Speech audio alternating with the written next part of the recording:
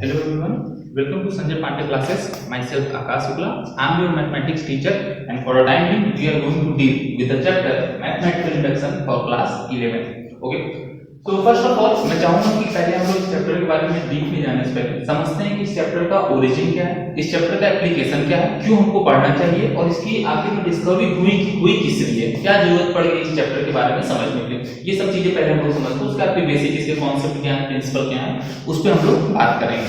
देखिए सबसे पहले समझिए ये जो मैथमेटिकल इंडक्शन आपका चैप्टर है ये बेसिकली डील करता है आपका प्रूविंग के साथ। प्रूविंग इन द सेंस कि कोई भी आपके पास थ्योरम है, कोई भी आपके पास अगर सीक्वेंस सीरीज है, कुछ भी है, समेशन है, तो वो अगर हमको प्रूव करना है, मींस जब सारे प्रूफ कोई भी ऐसी मेथड्स या कोई भी ऐसी थ्योरम्स फेल हो जाती है, जो प्रूव नहीं कर पाती है, तब हमारे पास मैथमेटिकल इंडक्शन का हमारे पास निजात होता है।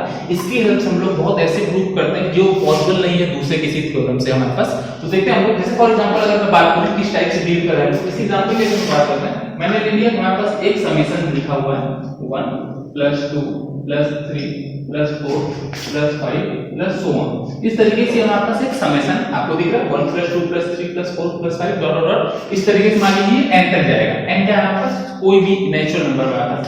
अब जैसे इसमें मैंने आपसे पूछा ये पहला जो शुरू के दो टर्म, जैसे आपको पता है ये फर्स्ट टर्म हो गया, ये सेकंड टर्म हो गया, ये इसको हम लोग सकते हैं sum up to second term, sum up to third term, sum up to fourth term, sum up to fifth term. अब जैसे मैंने बोला कि इस सीरीज का ये जो हमारे पास समेशन सीरीज है, इसमें हमारे पास सेकंड टर्म तक का क्या आंसर होगा, सम हम लोग बोल सकते हैं। अगर मैं जानना चाहूं कि यहाँ पे n = 2 तक के लिए हमारे पास क्या आंसर होगा, तो आप कह सकते हो कि n = 2 के लिए पहला हो गया 1, सेकंड टर्म हो गया आपका 2, तो 1 + 2 आपका कितना हो गया, 3 हो गया। ये आंसर होगा आपका किसके लिए, n = 3 के लिए। अब अगर हम बात करें ठीक है n = 3 के लिए क्या आंसर होगा, तो यहाँ पे आप देख सकते हो 1 + 2 3, 3 + 3 6। यहाँ तक हमको चलना था, तो n = 3 में लिखा, तो इसका सम आपका कितना हो जाएगा 6 हो जाएगा। बाद में सॉरी यहाँ पे आपके पास ये 5 हो जाएगा। तो यहाँ तक हमारे पास बात समझ आ रही है।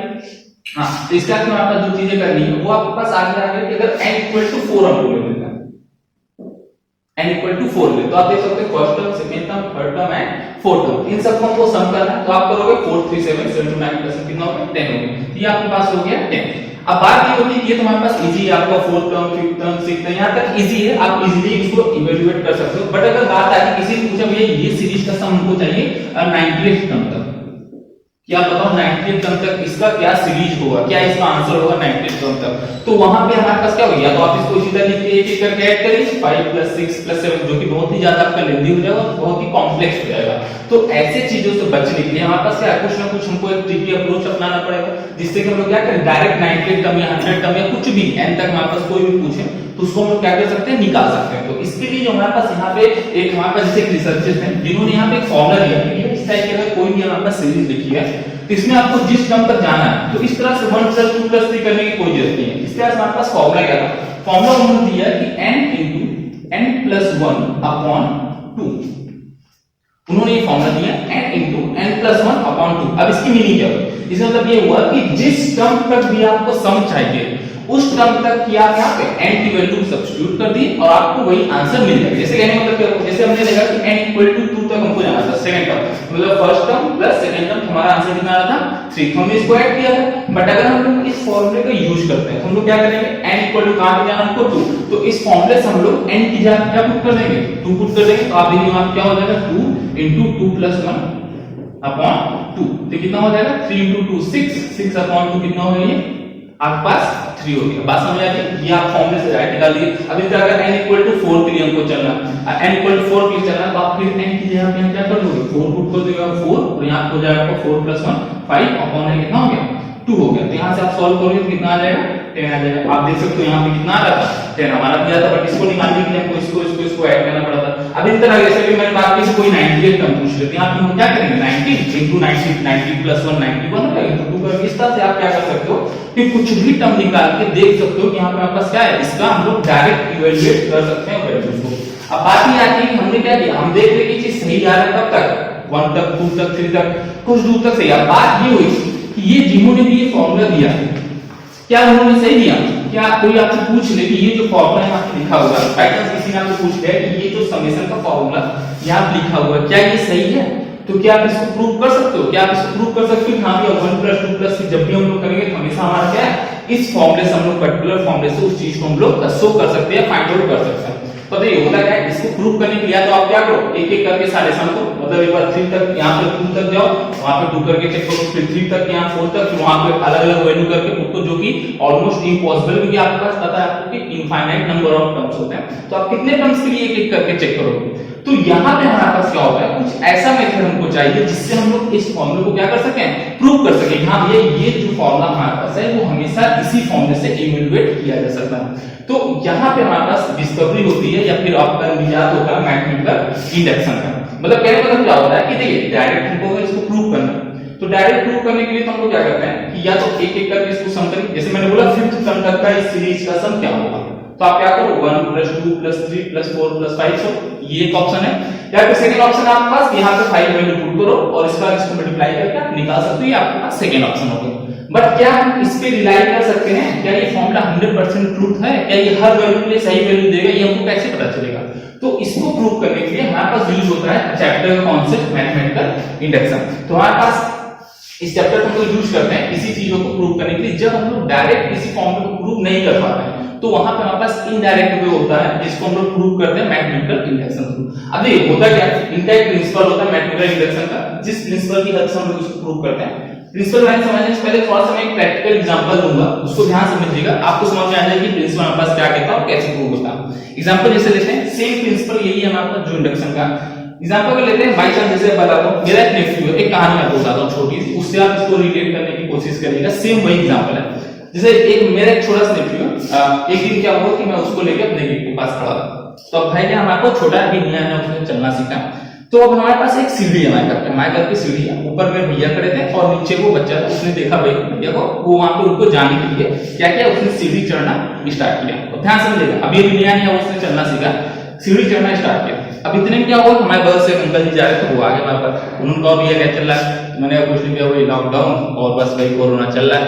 खैर तो उसके बाद फिर क्या, उन्होंने देखा बच्चे को, बच्चा अपना क्या सीढ़ी पे चढ़ा था, तो उन्होंने मुझसे पूछा कि ये सीढ़ी इसको आप पकड़ लो, कहीं ऐसा तो नहीं कि ये गिर जाएगा या पूरी सीढ़ी चढ़ जाएगा। मैंने तो देखिए उन्होंने क्वेश्चन किया, उनका ये लड़का क्या यहाँ से पूरी सीढ़ी चढ़ लेगा। तो अब देखिए चूंकि मैं मैथमेटिशियन हूं तो मैंने प्रूव करने के लिए क्या, मैंने कहा भैया मैं ये नहीं कह सकता कि ये लड़का पूरी सीढ़ी चढ़ जाएगा, लेकिन मैं आपको दो चीज, अगर ये पूरी बच्चा जो है दो कंडीशन सेटिस्फाई कर देगा तो ये यहाँ से यहाँ तक चला जाएगा, ये मैं से हो, मैं ये प्रूव नहीं कर सकता हूं कि यहाँ से यहाँ तक चला जाएगा, लेकिन इससे दो कंडीशन अगर प्रूव हो जाए तो ये लड़का 100% सीढ़ी पूरी चढ़ जाएगा। अब कंडीशन क्या, ध्यान दें, पहले मैंने आपको कहा कि पहली चीज मैं ये श्योर हूं कि बच्चा है वो पहली सीढ़ी चढ़ेगा। ध्यान समझिए, मैंने कहा जो बच्चा है वो पहली सीढ़ी क्या करता है, चढ़ जाता है, मतलब उसका क्या हुआ, वो फर्स्ट स्टेप ले लेता, मतलब जो सबसे पहली सीढ़ी है उसको वो चढ़ जाता है, मैंने ये कहा।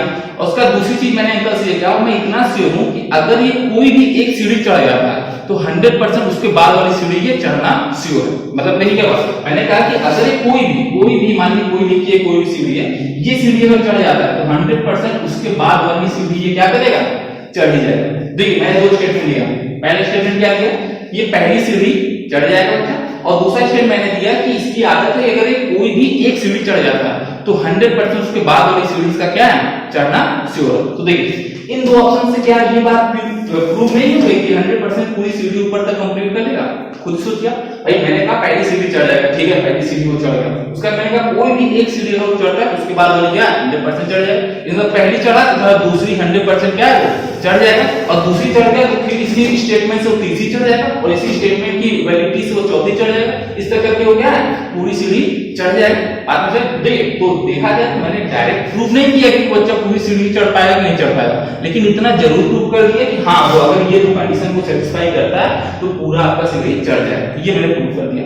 यही एग्जैक्ट कॉन्सेप्ट यहाँ पे आपका अप्लाई होगा मैथमेटिकल इंडक्शन में। मैथमेटिकल इंडक्शन में क्या होता है, इन्होंने भी जो प्रिंसिपल है इसका में मैथमेटिकल इंडक्शन का, वो प्रिंसिपल हमारे पास यही दो स्टेटमेंट कहता है, वो दो स्टेटमेंट अगर हमारे पास सेटिस्फाई होती है तो कोई भी स्टेटमेंट हमारे पास प्रूव है। तो पहले हम लोग प्रिंसिपल देख लेते हैं क्या है हमारे पास, उसके बाद फिर आगे बात करेंगे।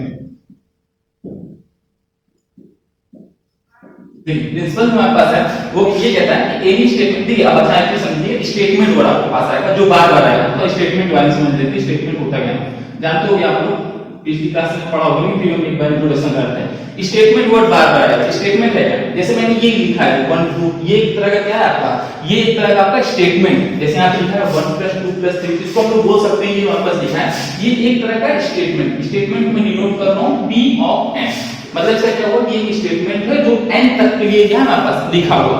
अब इसमें अगर मैं बात करता हूं Pn की स्टेटमेंट में, पूछा आपसे कोई पूछ ले यहां पे P2 बताओ, इस स्टेटमेंट में आप P2 बताओ, इसका मतलब क्या आपको करना है कि n की जगह पे क्या वैल्यू पुट करनी है, 2 पुट करनी है। मतलब कि आपका फर्स्ट टर्म n = 1 ये हो गया, सेकंड टर्म n = 2 हो गया। तो यहां पे जो P2 की वैल्यू हो जाएगी 1 + 2 कितनी हो जाएगी, 3 हो जाएगी। तो ये आपका अब इसी जगह P4 कोई पूछेगा तो इसको आप ऐड करोगे, P5 समथिंग कुछ भी आपसे पूछेगा तो आप बता सकते हो। तो Pn यहां पे ये स्टेटमेंट को डिनोट करता है, ठीक है। ये चीज क्लियर हो गई। इसके बाद हम लोग नेक्स्ट चीज समझना चाहते हैं वो होता है स्टेटमेंट क्या होता है। स्टेटमेंट समझ आ गया, Pn कोई भी एक स्टेटमेंट है। तो जो हमारे पास मैथमेटिकल इंडक्शन का मेन हमारे पास जो थ्योरम हमारे पास कहती है वो ये कहती है एनी स्टेटमेंट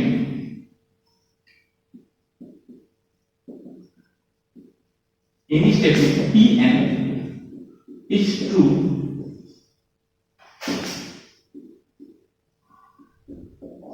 इसमें क्या लिखा मैंने कहा any statement Pn is true, कोई भी स्टेटमेंट Pn जो आपका कोई भी स्टेटमेंट जो आपको गिवन होगा वो आपका क्वेश्चन में होगा वो स्टेटमेंट आपका ट्रू होगा अगर पहली कंडीशन क्या है आपका, इफ स्टेटमेंट इज ट्रू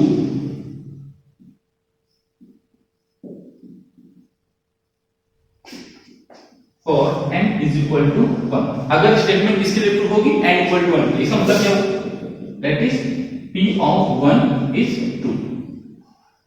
मतलब जो स्टेटमेंट आपका है वो n = 1 वैल्यू के लिए क्या होनी चाहिए, ट्रू होनी चाहिए। जैसा भी मैंने एग्जांपल बताया था वही बच्चा के पहले से भी बच्चा कम से कम क्या होना चाहिए, चढ़नी चाहिए। तो स्टेटमेंट जो आपका P1 के लिए क्या होना चाहिए, ट्रू होना चाहिए। ये पहला स्टेटमेंट होगी।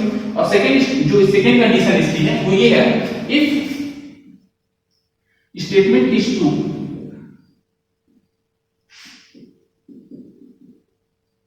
For n = k। n = k मतलब कि जैसे भी मैंने बताया कि वो लड़का कोई भी एक सीढ़ी चढ़ता है तो उसके बाद वाली चढ़ जाएगा। तो कोई भी मतलब यहां जो k है ये कोई आर्बिट्री नंबर है, आर्बिट्री मतलब एनी आर्बिट्री इंटीजर है, ठीक है, कोई भी आर्बिट्री इंटीजर। यहां पे मैंने बोला if statement is true for n = k, मतलब किसी भी कोई एक पर्टिकुलर वैल्यू के लिए अगर स्टेटमेंट ट्रू है देन इट शुड बी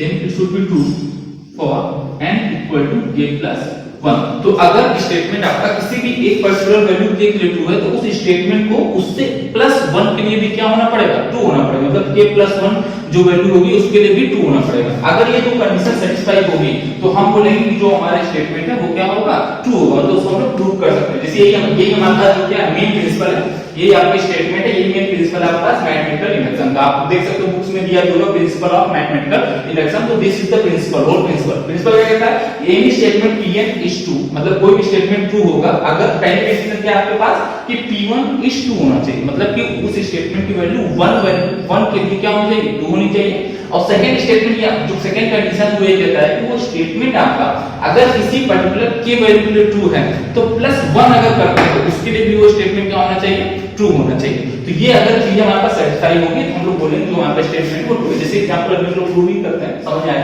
ये हमारे पास स्टेटमेंट दिया कि भैया अगर 1 + 2 पर इसका करने से बढ़िया है तो आप उसको इस फॉर्म से क्या कर दीजिए, प्रूव कर दीजिए। अब इस स्टेटमेंट हमको वैलिडेट करना है क्या ये सही लिखा है, क्या ये हर वैल्यूज के लिए इस फॉर्म में हम लोग आंसर निकाल सकते हैं।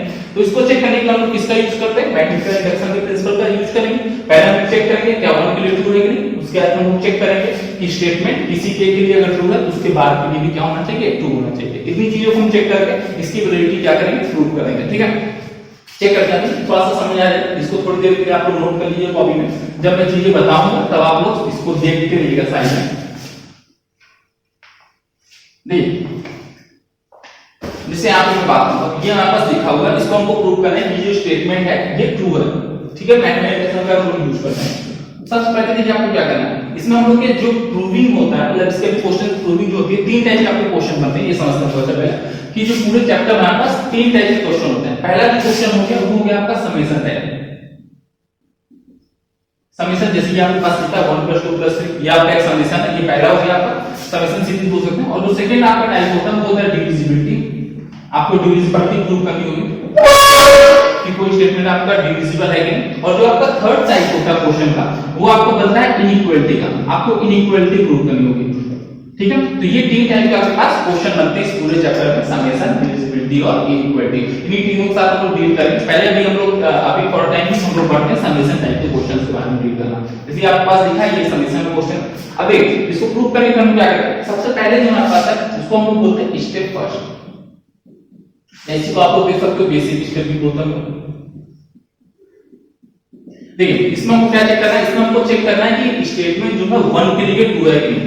तो for n equal to 1, n equal to 1 के लिए चेक करेंगे। जैसे आपको दिख रहा होगा ये स्टेटमेंट का ये हो गया LHS और ये स्टेटमेंट का ये क्या हो गया RHS, मतलब राइट हैंड साइड, इधर साइड आपका लेफ्ट हैंड साइड हो गया। अब हम लोग n इक्वल टू 1 के लिए चेक करेंगे। आप देखो P1 होगा क्या, इधर अगर हम बात करते हैं हम लोग 1 के लिए चेक करेंगे, मतलब केवल बनाते जाएंगे, पहले टर्म तक ही जाएंगे। तो LHS में आपके पास क्या आ रहा है 1 आ रहा है।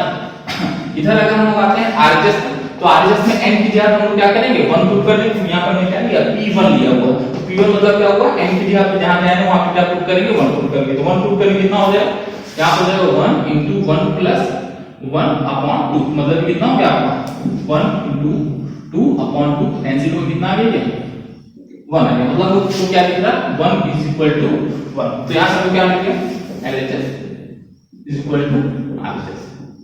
ठीक है, मतलब मैं क्या देखा कि P1 जो है आपका वो ट्रू है, मतलब P1 1 n इक्वल टू 1 के लिए आपका जो लेफ्ट हैंड साइड है राइट हैंड साइड के इक्वल है, मतलब P1 LHS equal to RHS होगा, P1 is ट्रू हो गया। ठीक है, यहां तक नोट कर लीजिएगा आप लोग। यहां तक हमारे पास ये दिख रही होगी, ये आपका हो गया बेसिक स्टेप, मतलब पहला आपका स्टेप आपने पहला स्टेप कर लिया कि हां स्टेटमेंट जो आपका n इक्वल टू 1 के लिए क्या होगा ट्रू होगा। ठीक है, आगे चलते हैं हम लोग इसके बाद क्या बात होगी। इसका जो आपका स्टेप 2 आता है वो आपको होता है इंडक्शन स्टेप। इसको हम लोग इंडक्शन स्टेप भी बोलते हैं। देखिए इंडक्शन स्टेप में क्या होता है, जैसे याद देखो अभी मैंने स्टेटमेंट क्या बताया था, प्रिंसिपल में मैंने बताया था n इक्वल टू 1 के लिए प्रूव करना, और सेकंड वन मैंने बताया था कि आपको चेक करना है कि अगर statement n equal to k के लिए ट्रू है तो आपको क्या दिखाना है कि n इक्वल टू k प्लस 1 के लिए भी ट्रू होगा कि नहीं होगा। तब होता है क्या, हमको यहाँ पे एज्यूम करना पड़ता है। सेकंड स्टेप में बेसिक हम लोग कुछ भी नहीं करते हैं, एज्यूम करते हैं कि जो आपका स्टेटमेंट है वो किसी arbitrary value n equal to k के लिए ट्रू है। क्या हम लोग एज्यूम करते हैं, let us assume pk is true, मतलब किसी भी आर्बिट्ररी वैल्यू के लिए ट्रू है। pk is true, अब pk ट्रू इसका मतलब क्या होगा, दैट इज pk का ट्रू होना मतलब क्या हुआ,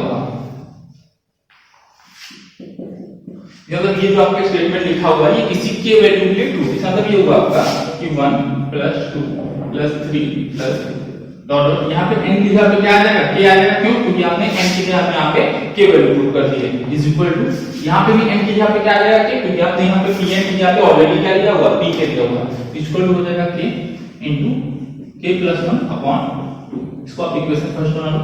ये हमारे पास क्या होगा, ये हमने एज्यूम किया कि ये स्टेटमेंट ट्रू है, मतलब हमने ये माना कि इस तरह से अगर हम लोग कोई सीरीज है तो उसको हम लोग इस फॉर्मूले से डिनोट कर सकते हैं। ये हमारे पास क्या होगा, हमने स्टेटमेंट को ट्रू एज्यूम कर लिया। ठीक है, अब मेन स्टेप आता है, जैसे आपको पता है सेकंड क्या है हमारे पास, अगर k इक्वल टू 1 k के लिए वैल्यू ट्रू है तो k प्लस 1 के लिए भी वैल्यू क्या होना पड़ेगा, ट्रू होना पड़ेगा। जैसे pk के लिए हमने ट्रू इसको दिखा दिया, तो अब pk प्लस 1 के लिए भी हमको इसको क्या करना है, ट्रू दिखाना है। ठीक है, तो ये हमारे पास फाइनल स्टेप है, स्टेप 3।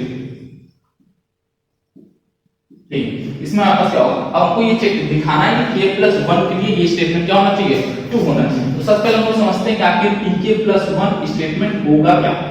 ध्यान दीजिए pk प्लस 1 स्टेटमेंट मतलब जहां अभी तक k था वहां पे क्या हो जाना चाहिए, k प्लस 1 होना चाहिए। ध्यान दीजिए जैसे स्टेटमेंट आपके पास 1 2 3 प्लस डॉट डॉट के, और यहां पे आपके पास k। अब यहां पे होता है कि आपके पास बहुत बुक में आपके अलग-अलग मेथड इसको शो करने के, कहीं पे k की जगह पे k प्लस 1 पुट कर देगा, कहीं पे कुछ कर देगा। आप सिंपली जो मैंने मेथड बताऊं एक बार इसको दें, ये सबसे सिंपल और सबसे बिल्कुल बिना कॉम्प्लेक्सिटी के बहुत इजीली सॉल्व होता है। pk प्लस 1 हमको अगर दिखाना है तो आप इस स्टेटमेंट में ध्यान दीजिए, जो आपका pn है ये आपका, अब यहां पे हमको pk प्लस 1 करना, मतलब जहां जहां n है वहां पे आपको क्या पुट कर देना, pk प्लस 1 पुट करना। देखिए ये स्टेटमेंट आपका क्या बन जाएगा, 1 plus 2 plus 3 plus dot dot dot. देखिए यहां से pk प्लस 1 मतलब ये हुआ आपका स्टेटमेंट तो आपका k तक था, अब k प्लस 1 मतलब एक स्टेप और हमको कहां चलना है, आगे चलना है। तो अगर ये स्टेटमेंट k तक था तो अब इसमें हमको एक टर्म को क्या करना है, ऐड करना है। आप देख लो 1 2 2 और 3 आ रहा है, लाइन से ऐसे चल रही। अगर ये k पे आके रुका है तो k के बाद नेक्स्ट टर्म क्या आएगा, k प्लस 1 आएगा।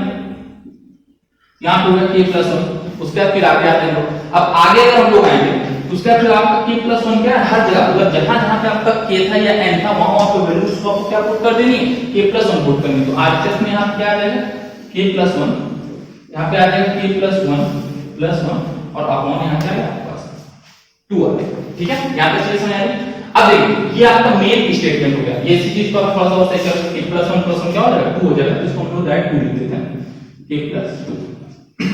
ये आपका बन गया मेन, तो क्वेश्चन 2 आप लिख सकते हो।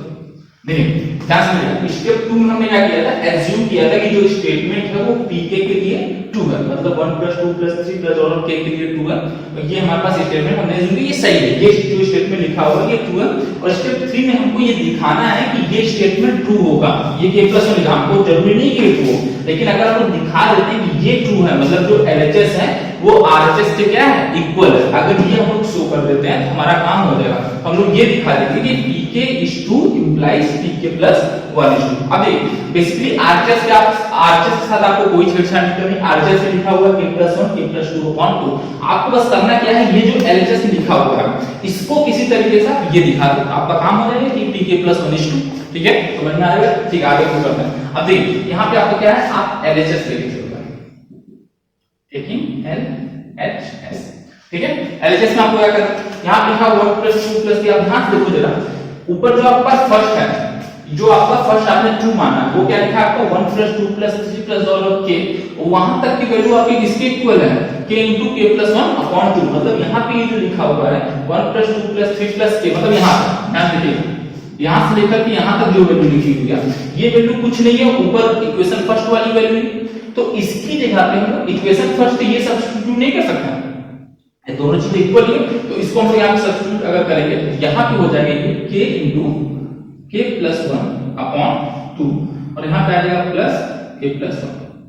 ठीक है, LHS मैंने दिया, यहां तक की वैल्यू की जगह पे ये पुट कर दिया और ये k + 1 ऐसे दिखा रहने दिया मैंने। ठीक है, अब आगे चलते हैं, आपको इसको सॉल्व करना। अब k + 1 यहां पे क्या है आपका कॉमन, k + 1 को कॉमन ले लेते हैं, यहां पास क्या आ जाएगा k + 1 मैंने कॉमन ले लिया, यहां पे हमारे पास क्या होता है, यहां बचा k और +1 यहां पे हमारा बचा। ठीक है, और अपॉन में क्या है आपके पास 2 है। यहां तक चीज समझ आ रही। ठीक है, अब यहां पे अगर हम लोग एलसीएम लेते हैं तो यहां पे क्या हो जाएगा आपका, जैसे अगर k + 1 आपने यहां कॉमन लिया तो यहां पे आपके पास क्या हो जाएगा, यहां पे बचा k और प्लस यहां पे k/2 और प्लस यहां पे क्या बचा आपके पास 1। तो चूंकि एलसीएम अगर आप लोगे तो यहां पे आपके पास बच जाएगा k + 2 upon 2। ये बात समझ आ रही। इसके बाद आप देख सकते हो ये जो हमारे पास चीज आ गई k + 1 upon k + 2 upon, ये क्या है इसकी इक्वल, ये चीज यही तो हमें जो प्रूफ करना था इक्वेशन 2 में। मतलब हमने क्या किया, ये हमको शो करना था k + 1 इज इक्वल टू, हमने क्या किया इसकी हेल्प से, जो हमारे पास इक्वेशन फर्स्ट है उसकी हेल्प से हम लोग वैल्यू पुट करके हमने देख लिया कि LHS जो है हमारा वो लास्ट में किसकी इक्वल आ गया, RHS के इक्वल आ गया। यहां से हम क्या कर सकते हैं, यहां से आप ध्यान दोगे तो आप ये कह सकते हो कि सबसे पहले हमने स्टेटमेंट को प्रूव किया किसके लिए, n = 1 के लिए। उसके बाद हमने एज्यूम किया कि जो स्टेटमेंट हमारे पास वो किसी पर्टिकुलर वैल्यू k के लिए क्या है ट्रू है, सेकंड चीज। उसके बाद फिर थर्ड और हमने क्या किया कि अगर वो k के लिए ट्रू है तो उसकी हेल्प से हमको ये दिखाना है वो स्टेटमेंट k + 1 के लिए भी क्या है ट्रू होनी चाहिए। तो k + 1 के लिए हमने पहले स्टेटमेंट को बनाया, स्टेटमेंट को बनाने के बाद फिर हमने LHS को लिया, इक्वेशन फर्स्ट की हेल्प से यहां तक की वैल्यू के लिए ये वैल्यू पुट किया, फिर उसके बाद फिर इसको सॉल्व करके हमने देखा कि ये जो LHS है वो ऑटोमेटिक क्या बन गया RHS के इक्वल हो गया। तो यहां से आप कह सकते हो, यहां से को ये मिल गया कि pk implies pk + 1 is 2। मतलब यहां से हमको ये मिल गया कि pk 2 है, इससे हमको ये मिल गया pk + 1 भी क्या है आपका 2 है। तो इससे आप क्या हो फाइनली आपके पास ये जो इंडक्शन का पूरा प्रिंसिपल कहता है कि कोई भी स्टेटमेंट आपका ट्रू होगा अगर वो वैल्यू 1 के लिए ट्रू है, पहली चीज। सेकंड चीज, अगर किसी पर्टिकुलर वैल्यू k के लिए अगर वो ट्रू है तो उसकी हेल्प से आप ये दिखा दो कि वो k + 1 के लिए भी ट्रू है। ये हमने दिखा दिया कि भाई ये स्टेटमेंट k के लिए ट्रू था और उसकी हेल्प से k + 1 भी हमारा क्या हो गया ट्रू हो गया। तो बेसिकली ये पूरी चीजें हमने ये प्रूव कर दिया। इसके लास्ट में आप देख सकते हो bye the principle of mathematical induction hence the given statement pn is true. यहां से हम ये कह सकते हैं ये जो हमारे पास स्टेटमेंट लिखा हुआ है ये स्टेटमेंट आपका कैसा है ट्रू है। बात में समझ आ रही, इसको आप नोट कर लीजिए अच्छे से। एक क्वेश्चन और भी हम लोग सॉल्व कर लेते हैं, थोड़ी सी जो क्लियर हो जाएंगे आप लोग। दूसरा क्वेश्चन लेते हैं।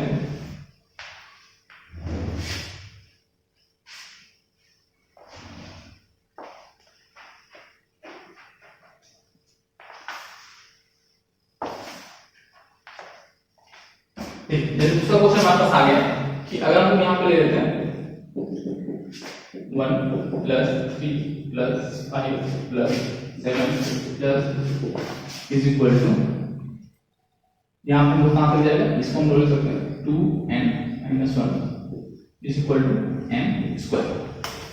इसका मतलब क्या, ये क्वेश्चन आपके सामने, क्वेश्चन ये क्या कहता है कि ये स्टेटमेंट हम लोग बोल सकते हैं, क्वेश्चन जो आप जो कि मैंने आपका इसको हम लोग स्टेटमेंट यूज करते हैं। यहाँ पे स्टेटमेंट क्या है, 1 + 3 + 5 + 7 + और कोई भी ऑड नंबर अगर आप सम करते हो तो उसको हम लोग n स्क्वायर से डिनोट करते हैं।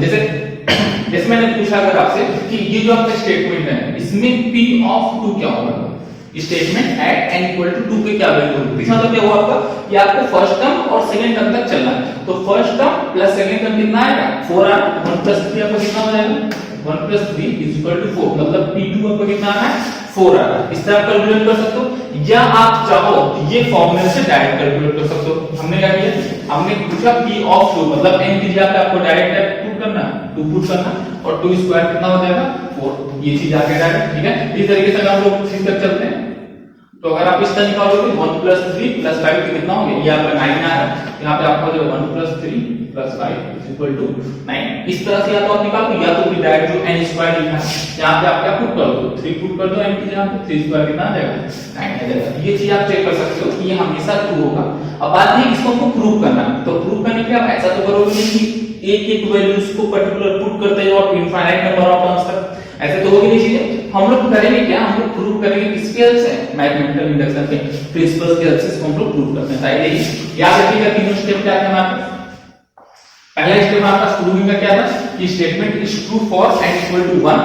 सेकंड स्टेप में हमारे पास सेकंड कंडीशन थी कि हम लोग को एज्यूम करना था कि स्टेटमेंट जो है वो n = किसी पर्टिकुलर वैल्यू k के लिए ट्रू होगी। एंड जो थर्ड स्टेप हमारे पास है वो ये था कि अगर n = k के लिए वैल्यू ट्रू है तो उसका हमको ये दिखाना है कि वो वैल्यू k + 1 के लिए भी ट्रू होगी, ठीक है। समझते हैं, फर्स्ट कंडीशन का प्रूफ स्टार्ट करते हैं एंड p1 के लिए हम चेक करते हैं p1 आपका ट्रू है कि नहीं, ठीक है। स्टेप फर्स्ट इसको बोल सकते हैं p1। अब देखिए p1 मतलब आपका क्या हो गया, LHS में आपके पास क्या आएगा, ध्यान दीजिए LHS में आपके पास आएगा 1, क्लियर। LHS में क्या आएगा आपके पास 1 आएगा। और अगर RHS की बात की जाए तो RHS में क्या आएगा आपका, n की जगह पे क्या वैल्यू पुट करोगे आप, 1 पुट करोगे तो 1 का स्क्वायर कितना आ जाएगा, 1 आ जाएगा। यहां से आपको क्या मिल गया, LHS = RHS। तो this thing implies p1 is 2, ठीक है। मतलब वो क्या मिल गया, हमको ये मिल गया कि ये जो स्टेटमेंट है ये क्या p1 के लिए ट्रू है, मतलब p1 आपका क्या हो गया, ट्रू। पहला स्टेप जो हमारे पास मैथमेटिकल इंडक्शन का बेसिक स्टेप चलता है, p1 हमारे पास ट्रू है। अब इसका जो हमारा स्टेप 2 है उसमें हम लोग क्या करते हैं, एज्यूम कर लेते हैं कि ये जो वैल्यू है ये किसी पर्टिकुलर वैल्यू k के लिए क्या है, ट्रू है, ठीक है। उसको हम एज्यूम करते हैं, समझने आसान। तो स्टेप 2 हम लोग ये एज्यूम करते हैं, लेट pk is true। हमने एज्यूम किया कि जो हमारा pk स्टेटमेंट वो क्या है, ट्रू है। इसका मतलब क्या हुआ, दैट इज pk अगर ट्रू है इसका ये हुआ कि 1 + 3 + 5 + 7 + dot dot 2k - 1 is equal to k square, ठीक है। ये हमने एज्यूम किया कि किसके लिए ट्रू है, ये pk के लिए ट्रू है, ये हमने एज्यूम किया। इसको आप इक्वेशन फर्स्ट भी बोल सकते हो, इसकी हेल्प पड़ेगी। तो अब जो आपका स्टेप 3 है यही आपका मेन स्टेप है। स्टेप 3 में हमको ये दिखाना है ये जो आपका स्टेटमेंट है ये pk + 1 के लिए भी ट्रू है, क्योंकि आपका इंडक्शन यही कहता है कि अगर कोई स्टेटमेंट pk + pk के लिए ट्रू है तो उसकी वजह से हमको ये दिखाना है वो स्टेटमेंट आपका pk + 1 के लिए भी क्या होना चाहिए, ट्रू होना चाहिए। बात में समझ आ रही है, ठीक है। तो देखिए pk + 1 के लिए हम लोग चलते हैं आगे, तो क्या आएगा हमारे पास, pk + 1 पहले आप स्टेटमेंट बनाओ, pk + 1 आपकी होगा, pk + 1 मतलब जहां पे n है वहां पे आपको क्या करना है, pk + 1 वैल्यू पुट करनी है। जैसे आप लोग आगे क्या हो गया 1 + 3 + 5 + इस तरह जाएगा, तो पहला स्टॉप यही हो जाएगा 2k - 1 भाई, ये तो रहेगा याद है। इसके बाद में हमारे पास क्या रहेगा, एक स्टेप और हमको आगे चलना है भाई, हमको क्या करना है k + 1 तक जाना है। जैसे k तक अगर हम जाएंगे तो यही 2k - 1, फिर एक स्टेप आगे चलना है, मतलब इसमें ही हम लोग क्या करेंगे एक वैल्यू को और पुट कर देंगे। अगर एक वैल्यू को और पुट करेंगे तो क्या हो जाएगा हमारे पास, इसको आप निकालने में जाएगा भाई। जैसे अगर आपको बताया 1 है 3 है, फिर 5 है, मतलब सब में कितना ऐड हो रहा है 2 2 2 क्या होता है आपके पास ऐड हो जा रहा है। इसमें भी आप 2 क्या कर सकते हो ऐड कर दो, तो 2 ऐड करोगे तो -1 + 2 + 1 हो जाएगा। तो यहां से आपको मिल सकता है इसके बाद वाला स्टेप होगा 2k + 1, ठीक है। ये आपका एलएचएस हो गया। और आरएचएस में भी आपको पता है जहां जहां k है वहां आपको क्या करना है k + 1 वैल्यू पुट कर देनी। यहां हो जाएगा k + 1। ऐसा क्यों कर रहा है क्योंकि अभी हम लोग pk + 1 के लिए चेक कर रहे हैं, तो जहां जहां पे n है k है वहां आप लोग क्या कर देंगे वैल्यू को k + 1 पुट कर देंगे, ठीक है। यही आपका मेन हो गया, ये आपका मेन स्टेटमेंट हो गया। इसी चीज को आपको प्रूव करना है, मतलब आपको ये प्रूव करना है कि जो आपके पास ये एलएचएस में लिखा होगा ये यहां से लेकर यहां तक ये किसके बराबर है k + 1 का होल स्क्वायर के बराबर है। इसको आप प्रूव कर देते हो तो इसका मतलब हो जाएगा pk + 1 is 2। अब यहां पे फिर वही सेम चीज करेंगे हम लोग, एलएचएस को लेके चलते हैं। एलएचएस को अगर लेके चलेंगे तो आप ध्यान दो ये यहां से लेकर के जो यहां तक लिखा हुआ 2k - 1 ये कुछ भी नहीं है, वही इक्वेशन फर्स्ट की हेल्प से हम लोग इसको क्या कर सकते हैं k स्क्वायर लिख सकते हैं इक्वेशन फर्स्ट। तो एलएचएस आपका क्या हो जाएगा यहां तक की वैल्यू आपकी हो जाएगी k स्क्वायर, ठीक है। इक्वेशन फर्स्ट इसको समझ लीजिए ध्यान से, इक्वेशन फर्स्ट से यहां तक की जो वैल्यू है उसको हम लिख सकते हैं k स्क्वायर और प्लस 2k + 1 को इसी तरह लिखा है प्लस 2k + 1, इसको हमने इसी तरह लिख दिया। यहां तक चीजें क्लियर हो गई, ठीक है। अब ये हमारे पास एलएचएस है, अब इसी को हमको दिखाना है कि k + 1 का होल स्क्वायर है। तो ये चीज आप बड़े आराम से देख सकते हो यहां से ये क्या लिखा है, ये हो गया आपका k स्क्वायर, ये हो गया +2 * 1 * k और ये जो हमारे पास हो गया ये हो गया 1 का स्क्वायर। हम लोग देख सकते हैं क्या हो गया a² + b² + 2ab। इसका मतलब ये क्या होगा आपको पता है a + b के होल स्क्वायर फॉर्मूला है, यहां से हमारे पास हो गया k + 1 का होल स्क्वायर। और ये आपका एलएचएस किसके इक्वल आ गया k + 1 मींस आरएचएस के इक्वल आ गया and this is equal to RHS. तो यहां से आपके पास क्या मिल गया आपको एलएचएस आप लेके चले और आपने आरएचएस इक्वल दिखा दिया। तो यहां से आपका स्टैंडर्ड हो गया कि pk + 1 is 2, मतलब आपका स्टेटमेंट जो pk + 1 है वो क्या है 2 है। तो सबसे पहले आपने क्या किया था n = 1 के लिए इसको प्रूव किया, उसके बाद फिर आपने किसी पर्टिकुलर वैल्यू k के लिए एज्यूम किया कि 2 है, k के मतलब ये कोई एक सीढ़ी चढ़ जाता है। तो उसके बाद हमने ये दिखाया कि वो अगर कोई एक सीढ़ी चढ़ जाता है उसके बाद वाली सीढ़ी क्या होगा 100% चढ़ेगी चढ़ेगी। यहां से अगर pk + 2 है इसका मतलब pk + 1 is also 2। तो यहां से आपका क्या हो जाएगा pk is 2 implies pk + 1 is 2। तो यहां से प्रिंसिपल ऑफ लास्ट में आप लिख सकते हो स्टेटमेंट दे सकते हो कि hence from the by the principle of mathematical induction given statement is true for all n equal to natural number. अब यहां की ओर ध्यान दिया यहां पे ये जो n है ये आपके हमेशा क्या होना चाहिए एक नेचुरल नंबर होना चाहिए, नेगेटिव नहीं हो सकता है ना जीरो हो सकता है, नेचुरल नंबर होगा यहां पे, ठीक है। तो ये आपके हो गए क्वेश्चन। इसी टाइप के समेशन के आप कुछ क्वेश्चन देख सकते हो, बड़े आराम से आप देखिएगा बहुत इजीली सॉल्व होगा। इसके बाद हम नेक्स्ट टाइम के समेशन का जो नेक्स्ट में आपका टॉपिक आता है डिविजिबिलिटी उसके क्वेश्चंस करेंगे, तब तक इसको आप आराम से समझ लीजिए। अगर कोई टॉपिक आपको नहीं समझ में आता है तो वीडियो को पॉज करके एक बार वापस जाके रिक्वेस्ट करके एक दो बार वीडियो को देख लीजिएगा, आप बहुत ही आराम से समझ आता है। अगर फिर भी नहीं समझ में आता है तो हम लोग हैं कमेंट सेक्शन में आप कमेंट करके पूछ सकते हो, बिल्कुल आपकी हेल्प की जाएगी। नहीं तो हमारे ऐप के थ्रू भी आप हमारे पोर्टल से आप डायरेक्ट हमसे कांटेक्ट कर हमसे क्वेश्चन पूछ सकते हो, उस पर आपको बिल्कुल सॉल्यूशन दिया जाएगा। Thank you very much.